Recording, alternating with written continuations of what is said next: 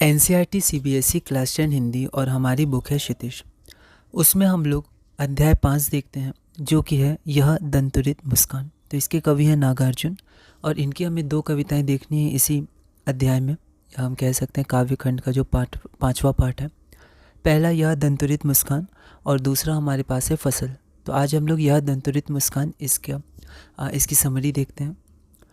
तुम्हारी यह दंतुरित मुस्कान। तो यहाँ पर जो कवि है नागार्जुन, ये अपने छोटे से बच्चे से बात करते हैं।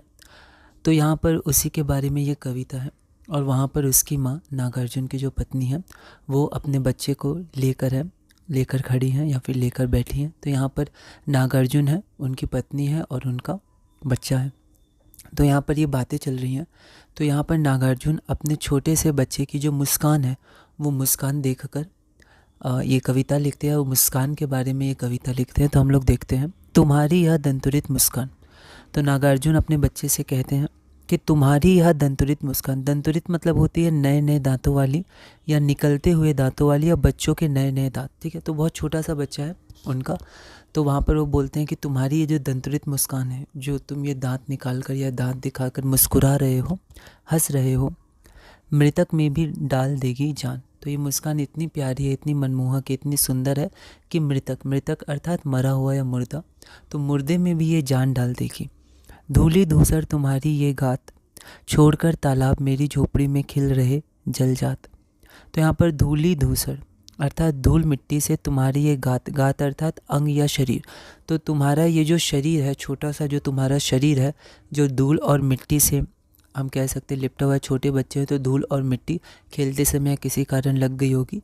तो धूल और मिट्टी से तुम्हारा ये जो शरीर है, जो धूल मिट्टी से वो सना हुआ है या फिर धूल मिट्टी उस पर लग रही है, वो भी इतनी सुंदर लग रही है कि छोड़कर तालाब मेरी झोपड़ी में खिल रहे जलजात अर्थात कमल का फूल। तो वो कहते हैं कमल का फूल तालाब में खिलता है, पर ऐसा लगता है कि कमल का फूल मेरी झोपड़ी में अर्थात मेरे घर में खिल रहा है। तो इसका हम लोग सांकेतिक अर्थ भी ले सकते हैं कि मेरे मन में कमल का फूल खिल रहा है, अर्थात तुम्हारी ये धूल मिट्टी से जो लगी हुई जो शरीर है, तुम्हारा छोटा सा प्यारा सा जो शरीर है, उसको देखकर मैं बहुत खुश हो रहा हूँ। मेरे मन में कमल खिल रहे हैं, मैं बहुत प्रसन्न हो रहा हूँ। परस पाकर तुम्हारा ही प्राण पिघलकर जल बन गया होगा कठिन पाषाण। तो परस अर्थात स्पर्श या छुअन। तो तुम्हारे छूने से ही तुम्हारी ही प्राण मतलब तुम्हारा जीवन, तुम्हारे अंदर इतना प्राण है, इतना जीवन है कि तुम्हारे छूने से ही जो कठिन पाषाण है या जो कठिन पत्थर है वो भी पिघलकर जल बन गया होगा। तो यहाँ पर भी सांकेतिक अर्थ है कि मतलब कोई मनुष्य है या फिर कोई इंसान है जो कठोर है ना, वो भी जब तुम्हारी ये मुस्कान देखेगा, इतनी प्यारी छोटे से बच्चे की मुस्कान जब देखेगा तो वो भी पिघल जाएगा। इतनी प्यारी मुस्कान है और इतनी ओजस्वी या इतनी ऊर्जावान, जीवन से भरी हुई प्राणवान ये तुम्हारी मुस्कान है। छू गया तुमसे कि झरना लग पड़े, शेफालिका के फूल बांस था कि बबूल। तो तुमसे छू कर ही, अब जो बांस होता है या बबूल होता है सब कांटेदार पेड़ होता है बबूल। तो ये जो कांटेदार पेड़ है या जो बांस के पेड़ हैं, इनसे भी फूल झड़ने लगे, है ना। तो तुमसे छू कर ही या तुमने छुआ होगा, इसी कारण कांटेदार पेड़ों से भी फूल गिरने लगे। शेफालिका के फूल, तो शेफालिका एक पौधे का नाम है, तो उसके फूल झड़ने लगे। तो यहाँ पर तुम्हारी छुअन जो है या तुम जो छूते हो या फिर इतने सुंदर, इतने प्यार और इतने कोमल तुम्हारी छुअन है, तुम्हारा स्पर्श है कि कांटेदार वृक्षों से भी फूल झड़ जाएंगे। यहाँ पर भी एक सांकेतिक अर्थ ले सकते हैं कि कोई मनुष्य बहुत हताश है या अपने जीवन के दुखों या कष्टों से हताश है, तो वो जब छोटे से बच्चे की तुम्हारी प्यारी मुस्कान देखेगा, तुम्हारी हरकतें देखेगा या फिर तुम्हें देखेगा सिर्फ, तो भी वो उसके अंदर एक आशा की किरण या कुछ पल के लिए वो अपनी थकान, अपने कष्ट भूलकर वो भी मुस्कुरा देगा, वो भी खुश हो जाएगा। तो हम लोग ये सांकेतिक अर्थ यहाँ पर ले सकते हैं। अगला हमारे पास है, तुम मुझे पहचान नहीं, ये नहीं है, तुम मुझे पाए नहीं पहचान, देखते ही रहोगे अनिमेष, थक गए हो आँख लूँ मैं फिर। तो यहाँ पर वो कहते हैं, अब वो उनके पिता थे, ठीक है, उस बच्चे के पिता थे, लेकिन वो अभी आगे बताएंगे कि वो बहुत दूर रहते थे, ज़्यादा देर घर में रहते नहीं थे। तो कई समय के लिए, कई दिनों के लिए उन्हें बाहर रहना पड़ता था और कम ही मौका मिलता था कि वो घर पे अपने पत्नी और बच्चे के साथ समय बिता सके। तो इसी कारण वो लिखते हैं कि तुम मुझे लगातार देखे जा रहे हो, लगता है कि तुम मुझे पहचान नहीं पाए हो। है ना। तो वो अपने ही बेटे से बोलते हैं, अपने बच्चे से बोलते हैं कि हो सकता है कि शायद तुम मुझे पहचान नहीं पाए हो, तो तुम मुझे पाए नहीं पहचान, देखते ही रहोगे अनिमेष। अनिमेष अर्थात बिना पलक झपकाए एकटक किसी को देखना। तो वो कहते हैं कि तुम मुझे एकटक देख रहे हो, ऐसा लग रहा है तुम मुझे पहचानने की कोशिश कर रहे हो कि मैं कौन कौन हूँ, तो तुम मुझे पाए नहीं पहचान, देखते ही रहोगे अनिमेष। थक गए हो, तो वो अब बोलते हैं कि तुम इतनी देर से मुझे देखे जा रहे हो, तुम्हारी आंखें तुम्हारी पलकें थक गई होंगी। मैं ऐसा करता हूँ, मैं अपनी नज़र हटा लेता हूँ ताकि फिर तुम भी नज़र हटा लो और तुम्हारी आंखों को, पलकों को थोड़ा आराम मिले। थक गए हो, आंख लूँ मैं फिर, तो तुम मुझे एकटक लगातार देखे जा रहे हो, तो तुम्हारी आंखें थक गई होंगी। तो क्या तुम थक गए हो? क्या मैं अपनी आंखें फेर लूँ जिससे तुम्हारी आंखों को आराम मिले? क्या हुआ यदि हो सके परिचित ना पहली बार? तो बोलते हैं कोई बात नहीं, बहुत दिन बाद आया हूँ, तो शायद मैं पहली बार, तुम जो मुझे देख रहे हो इतने दिनों बाद, तो हो सकता है तुम मुझे पहचान नहीं पाए हो, पर कोई बात नहीं, कोई अफसोस नहीं है। उनको कोई अफसोस नहीं है। वो कहते हैं कोई दिक्कत नहीं है, तुम अगर नहीं पहचान पा रहे हो मुझे। तो यहाँ पर ये मैंने कोशिश की है, इसके थोड़े और भी आप अलग अलग थोड़ा अर्थ से आप देख सकते हैं वो क्या कहना चाह रहे होंगे अपने बच्चे से, है ना। तो यहाँ पर मैंने कोशिश की है कि हम लोग इसको ऐसे, मतलब ये हम लोग जान सके कि इसमें क्या बताया गया है या कवि क्या कहना चाह रहे हैं। ठीक है, तो यहाँ पर अब हम लोग आगे देखते हैं। कवि इन पंक्तियों में दांत निकालते बच्चे की मुस्कान को संबोधित करते हुए कहते हैं कि तुम्हारी यह मनमोहक मुस्कान मरे हुए में भी जान डाल सकती है। अर्थात निराश, हताश, हिताश की जगह आप हताश लिख लीजिएगा। निराश, हताश और मन से हारे हुए मनुष्य में भी उत्साह, आशा भर देती है। आगे कवि कहते हैं तुम्हारा धूल से सने तन को देखकर लगता है कि मानो कमल के फूल तालाब में नहीं बल्कि मेरी झोपड़ी में खिल उठे हों। अर्थात कवि कहते हैं कि तुम्हारे शरीर को देखकर मेरा मन कमल के साथ या कमल की तरह, ये ज़्यादा सही लग रहा है, तुम्हारे शरीर को देखकर मेरा मन कमल की तरह खिल उठता है, अर्थात प्रसन्न हो जाता है। आगे कवि कहते हैं कि तुम्हारे जैसे प्राणवान का स्पर्श पाकर ही मानो यह कठोर पत्थर पिघलकर जलधारा बन गई हो। अर्थात बच्चे की मधुर मुस्कान देखकर पत्थर जैसा कठोर हृदय वाला मनुष्य का मन भी पिघलकर बहुत कोमल हो जाता है। आगे कवि कहते हैं कि तुम्हारा स्पर्श पाकर या तुम्हें छू लेने से ही बांस या बबूल से भी शेफालिका के फूल गिरने लगते हैं। अर्थात विपरीत परिस्थिति में भी मन प्रसन्न हो जाता है, दुख दर्द में भी मन कुछ समय के लिए से प्रसन्न हो जाता है। आगे कवि कहते हैं कि तुम्हारा स्पर्श पाकर या तुम्हें छू लेने से बांस या बबूल से भी शेफालिका के फूल गिरने लगते हैं। अर्थात ये कर लिया था, विपरीत परिस्थिति में मन प्रसन्न हो जाता है। आगे कवि बच्चे से कहते हैं कि क्या तुम मुझे ऐसे ही एकटक देखते रहोगे? ऐसा लगता है तुम मुझे पहचान नहीं पाए। कवि बच्चे से कहते हैं कि क्या तुम थक गए हो? क्या तुम्हारी सुविधा के लिए मैं अपनी आंखें फेर लूं? आगे कवि कहते हैं कि कोई बात नहीं यदि हम पहली बार परिचित न हो पाए। आगे हम लोग कंटिन्यू करते हैं कविता। यदि तुम्हारी माँ ना माध्यम बनी होती आज, मैं ना सकता देख, मैं ना पाता जान, तुम्हारी यह दंतुरित मुस्कान। तो वो कहते हैं, क्योंकि वहाँ पर माँ भी है उनकी, तो वो बच्चे की माँ यानी नागार्जुन की पत्नी है वहाँ।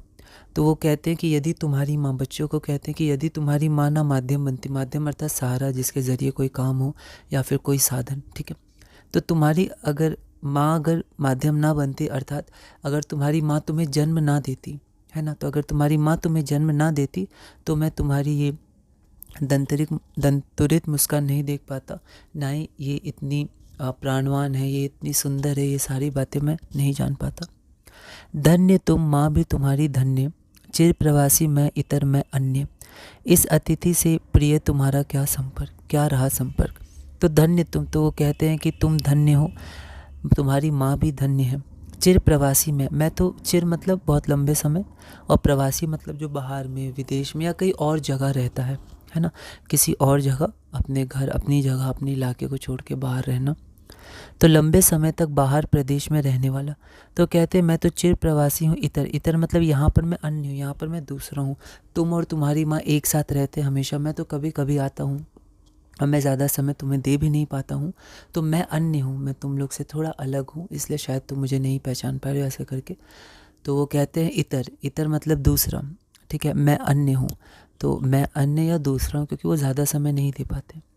इस अतिथि से प्रिय तुम्हारा क्या रहा संपर्क। फिर भी वो कहते हैं कि मैं तो मेहमान हूँ तुम्हारे लिए, लेकिन फिर भी इस मेहमान से तुम्हारा क्या संबंध है, क्या संपर्क है, मैं तुम्हें ज़्यादा समय नहीं दे पा रहा हूँ फिर भी। ठीक है। उंगलियां माँ की कराती है मधुपर्क। अब यहाँ पर देखिए, यहाँ पर जैसे मैंने पढ़ा तो यहाँ पर दो चीज़ें मुझे मिली। आप इसको देख सकते हो और भी अर्थ, पंक्तियों के अलग अलग अर्थ निकल सकते हैं। तो जैसा मैंने पढ़ा समझा वैसा मैं कोशिश कर रहा हूँ। तो उंगलियां माँ की कराती रही मधुपर्क। अब मधुपर्क होता क्या है, जो पूजा पाठ में पंचामृत का प्रयोग होता है, तो वो पंचामृत पूजाओं में होता है, तो उसे प्रसाद के रूप में भी दिया जाता है। तो यहाँ पर पंचामृत हो सकता है कि यहाँ पर वो कहना चाह रहे हैं कि माँ जो तुम्हें पंचामृत खिलाती है, पंचामृत पिलाती है, तो उससे माँ का प्रेम झलकता है, वो तुमसे कितना वात्सल्य और प्रेम करती है। एक उंगलियां माँ की कराती रही मधुपर्क, मतलब माँ अपनी उंगलियों से थोड़ा थोड़ा तुम्हें पंचामृत चटाती है, खिलाती है। अब यहाँ पर एक और है कि बच्चे जो होते हैं वो ऐसे उंगलियां चूसते हैं। ठीक है। तो कई बार वो अपने पापा या फिर मम्मी की उंगलियां चूसते हैं। ठीक है। तो उन्हें अच्छा लगता है। तो वहाँ पर जो उंगलियां वो चूसता है वो छोटा सा बच्चा अपनी माँ की, तो वो उसे मधुपर्क जैसी लगती है, मतलब इतना अच्छा लगता है उसे, छोटा सा बच्चा है। ठीक है। तो यहाँ पर हम लोग देखते हैं उंगलियां माँ की कराती रही है मधुपर्क, मतलब माँ की जो उंगलियां हैं उसको चूसने से तुम्हें मधुपर्क जैसा या बहुत ही अच्छा लगता है, या फिर माँ अपनी उंगलियों से तुम्हें थोड़ा थोड़ा मधुपर्क या पंचामृत हम कह सकते हैं उसको खिलाती है, पिलाती है, जो तुम्हें अच्छा लगता है, या वो अपना वात्सल्य दिखाती हैं ऐसे करके थोड़ा थोड़ा जो खिलाती हैं। देखते तुम इधर कनखी मार। अब वो बोलते हैं कि तुम इधर तिरछी निगाह, कनखी से मतलब तिरछी निगाह से देखना, तो तुम इधर तिरछी निगाह से देखते हो, है ना। तुम अपनी माँ से पास रहते हो और माँ से वात्सल्य करते हो, माँ भी तुमसे बहुत प्यार करती है, अपने छोटे से बच्चे से कहते हैं। फिर तुम देखते हो कि ये कौन है ना, क्योंकि मैं ज़्यादा समय नहीं दे पाता हूँ तुम्हें, तो ये कौन है। तुम ऐसे तिरछी निगाह से मुझे देखते हो, मुझे पहचानने की कोशिश करते हो। और होती जबकि आंखें चार, फिर मैं भी तुम्हें देखता हूँ तो फिर तुम मुस्कुराते हो, है ना। तो जब तुम मुझे ऐसे तिरछी निगाह से देखते हो, मैं अचानक तुम्हें देख लेता हूँ, फिर तुम मुस्कुरा जाते हो, है ना। तो ऐसे करके मुझे प्यार आता है, बहुत अच्छा लगता है।